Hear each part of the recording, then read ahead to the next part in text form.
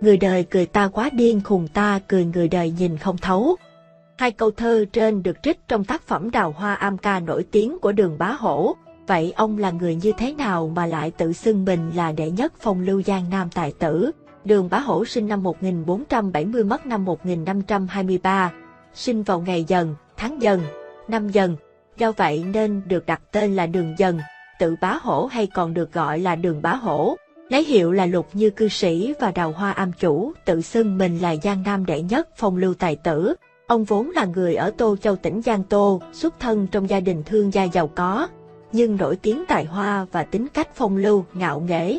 Tương truyền rằng, lúc bấy giờ Giang Nam là vùng đất có rất nhiều nhân tài, nhưng nổi bật nhất trong số đó, được nhân gian ca tụng, gọi họ là tứ đại tài tử Giang Nam gồm có Thiết Quạt Ngân Câu Văn Trưng Minh, Trúc Tri Sơn Động Lữ Xích Luyện Xà. Châu Văn Tân nhìn một lần sẽ không quên dù là chi tiết nhỏ nhất, và người đứng đầu nhóm Giang Nam tứ đại tài tử đó, không ai khác đó chính là Đường Bá Hổ với biệt tài nhất trụ thần bút. Nổi tiếng về tranh phong thủy, Đường Bá Hổ là nhân vật kỳ lạ để lại rất nhiều truyền thuyết trong dân gian Trung Quốc. Đạo diễn Châu Tinh Trì từng lấy ông làm hình tượng chính xây dựng bộ phim Đường Bá Hổ Điểm Thu Hương. 1. Tài năng của Đường Bá Hổ. Ông là đệ tử xuất sắc của danh họa Chu Thần. Tranh nhân vật và tranh hoa điểu của ông đều rất nổi danh, nhưng thành tựu cao nhất của ông tập trung phần lớn ở tranh sơn thủy. Những tác phẩm thời trẻ của Đường Bá Hổ hiện chỉ còn đôi ba bức, như Động Đình Huỳnh Mao Chữ, Trinh Thọ Đường và Đối Trúc. Đến thời trung niên, tranh của ông ảnh hưởng theo phong cách của Chu Thần khá là rõ nét, nên tranh của Đường Bá Hổ cũng thuộc họa phái Hàn Lâm với phong cách hùng kiện, chặt chẽ, tinh tế. Đồng thời ông cũng tham cứu bố cục và kỹ xảo bút mặt của các đại gia Mã Viễn, Hạ Khuê, dung hợp tinh hoa của các danh họa Lý Thành, Phạm Khoan, Quách Hy, thời Bắc Tống và Hoàng Công Vọng, Vương Mông thời Nguyên, để tạo ra phong cách riêng cho mình. Song song với việc học tập các danh họa đời trước, Đường Bá Hổ cũng rất chú ý học tập ở tự nhiên. Năm 1500, ông dành hơn 9 tháng thăm thú và du hí nhiều nơi, bắt đầu từ Tô Châu, đến các thắng cảnh và danh sơn đại xuyên như Lư Sơn, Nhạn Đảng Sơn, Thiên Đài Sơn, Thung Lũng Hoa Đào, Cửu Giang, Xích Bích, Nhạc Dương Lâu, Động Đình Hồ, vân vân.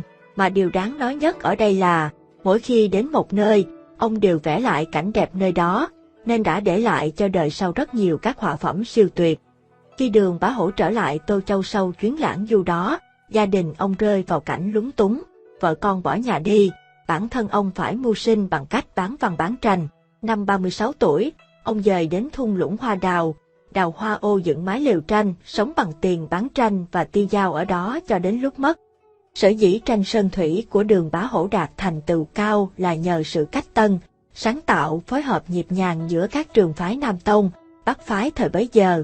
Cống hiến nổi bật của Đường Bá Hổ đối với lịch sử hội họa Trung Quốc là ở chỗ ông đã tổng hợp được và dung hòa được thi tình, họa ý, đạt được sự giao dung trong mối quan hệ thi, thư, họa. Phần lớn họa phẩm của ông hiện được trưng bày tại các bảo tàng Bắc Kinh, Đại Bắc, Thượng Hải, Tứ Xuyên, và một số bức hiện được trưng bày ở Mỹ như bức Hoa Sơn. Không chỉ họa mà thư pháp của Đường Bá Hổ cũng rất được yêu chuộng. Ông cũng là một đại thi nhân thời Minh với nhiều tác phẩm như Thượng Ngô Thiên Cung, như Bách Nhẫn Ca, Giang Nam Tứ Quý Ca, Đào Hoa Am Ca, Nhất Niên Ca, Nhàn Trung Ca. Phần lớn tác phẩm của ông là du ký, đề họa, cảm hoài biểu hiện sự cuồng phóng và ngạo nghễ, song ngôn từ giản dị, dễ hiểu. Cuối đời, ông thoát khỏi ảnh hưởng phong cách vẽ tranh của sư phụ mình. Giai đoạn này, tác phẩm của ông chủ yếu là tranh sơn thủy như Sơn Lộ Tùng Phong, Xuân Sơn Bát Lữ, Lạc Hà Cô Lộ, vân vân, với bố cục đơn giản, rõ, nét nhỏ như tơ nhưng không yếu ớt, giao hòa giữa cương và nhu. Các cảnh cỏ cây, nhà cửa, suối khe đều được sắp xếp, bài trí cẩn mật theo thứ tự phù hợp, chặt mà không tắt, nhiều mà không rối, giàu ý thơ. Mực và màu tuy dày nhưng biến hóa đậm nhạt uyển chuyển. Dân gian thường có câu lắm tài thì cũng nhiều tật, Đường Bá Hổ cũng không phải là một trường hợp ngoại lệ. 2. Cuộc đời phong lưu và sở thích mua vui ở chốn lầu xanh của Đường Bá Hổ.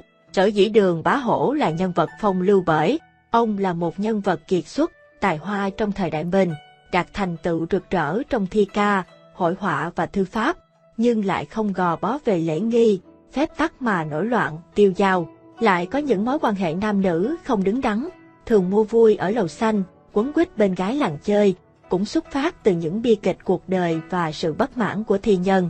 Năm Đường Bá Hổ 24 tuổi, 5 người trong gia đình ông gồm bố, mẹ, vợ, con trai, em gái lần lượt qua đời chỉ trong thời gian ngắn.